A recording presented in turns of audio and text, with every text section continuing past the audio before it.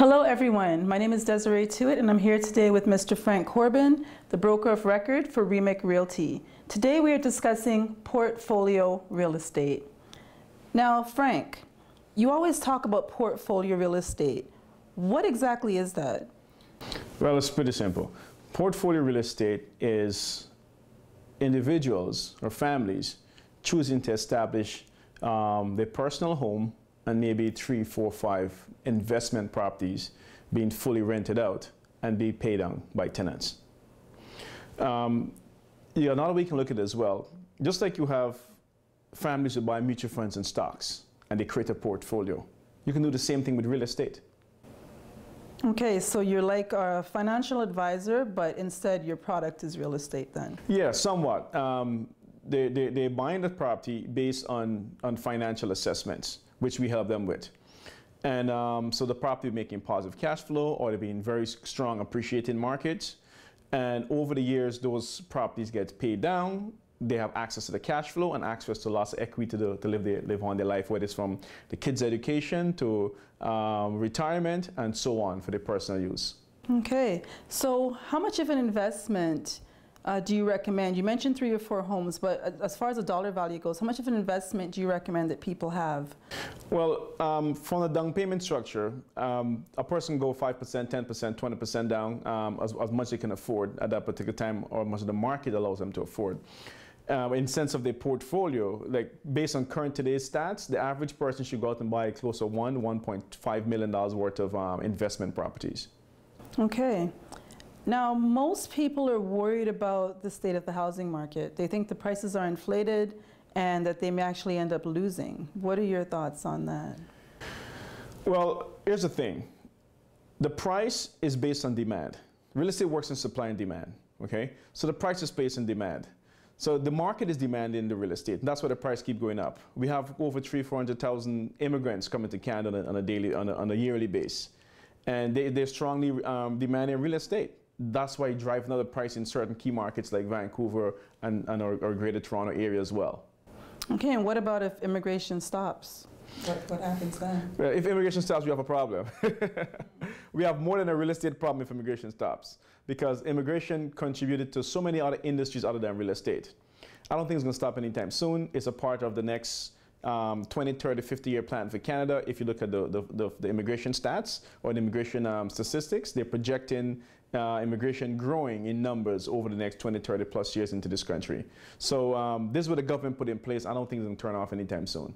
Okay, so obviously I can see that you do your research based on more than just the housing market. You're looking at the inflation, the jobs, everything else that's involved. Absolutely. Well, here's the thing. We look at a bunch of things. Number one, we look at the real estate market, supply and demand. We look at who's supplying and who's demanding these real estate properties, from the builders to the new immigrants coming in. So we want to know everything about new immigrants, where they're coming from, what they're doing, what their lifestyle is going to be, who's hiring them, with the income, the extra money after they finish paying all the expenses. I want to know all kind of information up front before I start buying investment property. Then I choose my location, because we want to know where the immigrants are going, because where they're going to be going, that's where you need to be investing. So you put your portfolio right in the center of the community, and you rent out the properties to them. And as their community grows, so does your portfolio. Okay. So what about interest rates? They're at an all-time low, and people are worried that they might soon increase, and then their mortgage payments are going to be higher. Well, that's the thing, Desiree. We just don't advise people to buy real estate based on price going up and price going down. We do a lot of research. Now, and not only research on the real estate market, we do worldwide research. Right now we have a worldwide problem. We have Europe having financial problems. We have America having financial problems. Whereas Canada is forced to keep interest rate low over the next 10 to 15 years. We have the oil industries having problems in Canada and worldwide as well. So based on all those stats, we go back even 20 to 100 years back and look at when the world was having these problems in the 1929 to about 1955. Okay, Canada had very low interest rate for over 20 plus years, and I'm predicting the same thing is happening right now. Wow, okay. So this all sounds great in theory, but what about the carrying costs? Like, I mean, let's face it, the average Canadian is living check to check. So potentially having an extra property could throw them over the edge. Absolutely right about that. The thing with the investment property that we advise our clients to buy, they give positive cash flow. That means you buy the property, you rent it out, all the expenses paid, and there's extra money leaving your pocket at the end of the deal every single month. So unless the property is giving you positive cash flow, you probably shouldn't be buying that property. Or if you understand you're buying a property for appreciation purposes, you may end up with a little bit negative cash flow, but you get excellent tax breaks at the end of the year to compensate for that as well. Okay, and most people are worried about capital gains. What's your opinion on that one? Capital gains is a good problem. Now, here's the thing. There's lots of people invest money and lose. We all know that. If you have the capital gains problem, it means that you made money. Very true. So if you made money, why didn't the government get they want to cut to the pie as well. So the problem is people who are not financially educated, they want all for themselves. That turns into a word we call greed. Yes. No, it's true, because if you're getting something from nothing, then why not give away some or pay the government what they rightfully deserve? No, people don't really understand how this money comes, okay? Now, you buy an investment property and you made $200,000, $300,000. You think just because you buy the property you made $200,000? Absolutely not. The government spent money to millions of dollars worldwide, set up immigration centers, do advertisement, do marketing worldwide to drive immigrants to this local GTA and cross Canada as well. So when the immigrants come, the property appreciate. You made $100,000. You don't think the government wants part of the money back? Of course they want some of the money back as well. So if you make a lot of money, give the government back some, and you'll be fine. You know, I've never thought of it like that, but that is so true. You're benefiting from their investment into our being able to profit from real estate, is what you're saying. So. Absolutely. So as you benefit, they want to benefit as well. And that's the reason why they're doing these things. So the immigrants come, they spend money, you have investment property, you make money, and it puts money back in the economy, and everybody wins. Okay. Now, I have to ask this question because I know many people out there are thinking about it. What about tenants? People have a fear of tenants because they hear all these horror stories about bad tenants. Is there a way to insulate yourself from getting bad tenants? Well, you can't quite insulate, but you can minimize your exposure to risk when it comes to tenants' defaults. One of the first things people need to understand is when you are a landlord, you're looking for tenants like yourself. So you go through something we call people profiling. Okay, so you have to profile the people coming into you. First thing you're looking for, income. Are they working? Okay, number one, who are they working for, how much they're making in annual salary? Okay, look at the credit history. Are they paying on time? Do they have a history of paying on time? The credit report will tell you that. And one of the most important that a lot of landlords don't look for, remember, you're collecting 10, 11, 12 post-dated checks. You want to see 90-day statement of that person's bank account. Right. What did you do in the last 90 days? If you see too many NSF, that's your key indication what you should do. True, very true. What about students? People wanting to invest in properties that are near colleges and universities to get the student clientele in. Student properties is not a bad idea. I personally don't do it, but if someone wants to do it, you just get the parents signing on the lease agreement. You get your post-dated checks from the parents' account, not the kids. From the parents' account, because the parents now tends to be more responsible. Right. And so you tend to do more pre-check on the parents than the student itself.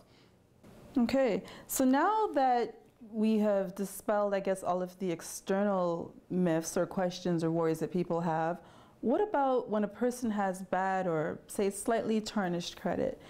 Are they hopeless, or can they still get into the market?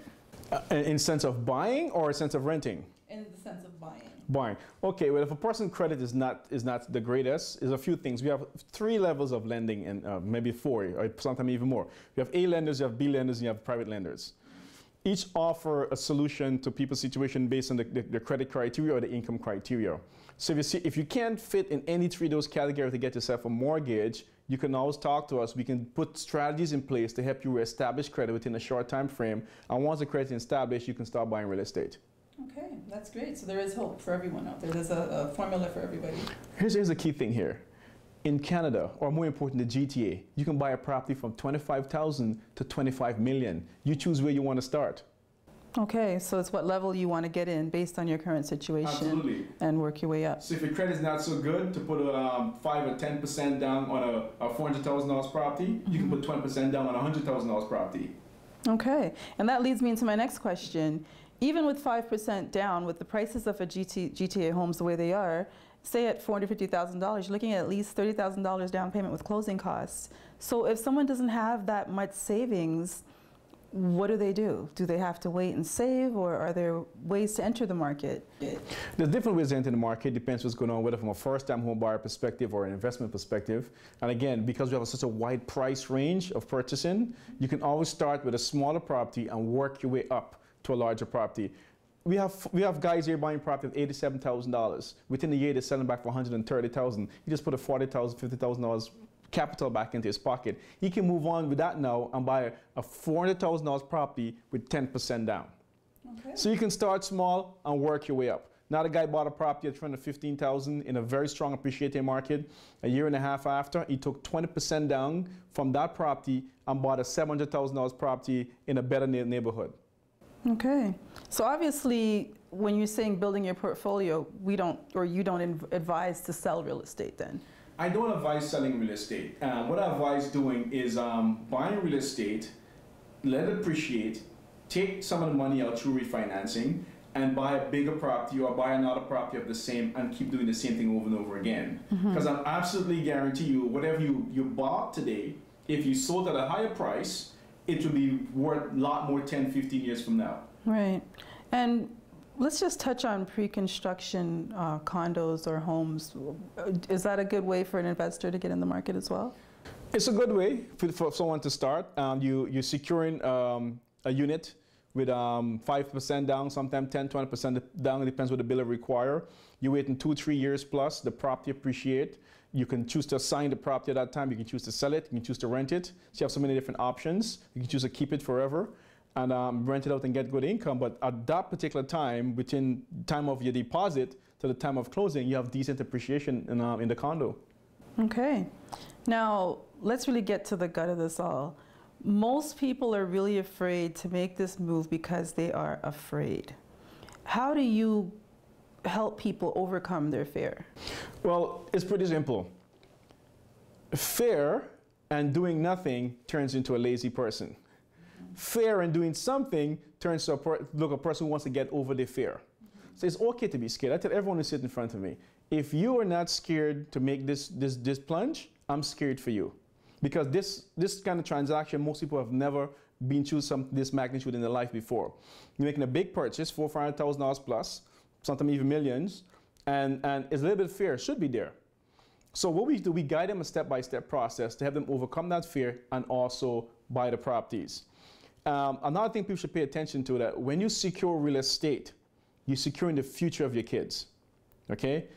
20, 30 years from now, your kids will have a wonderful property worth lots of money, and they have very good income coming from it, or they can refinance, get money out. They can use the money to go to school, to buy their first home themselves, or even get married. The same thing you're doing with the RESP and all the kind of different financial tools you can use to develop portfolio for your kids, we use real estate to do the same thing. Okay, so basically you're saying it's true what they say, fear is the false evidence appearing real. Absolutely. So there's no reason to be afraid. Absolutely, there's no reason. All the financial things are in place, and we track the government programs very, very closely. I track the annual Minister of Finance annual report. I track the immigration report.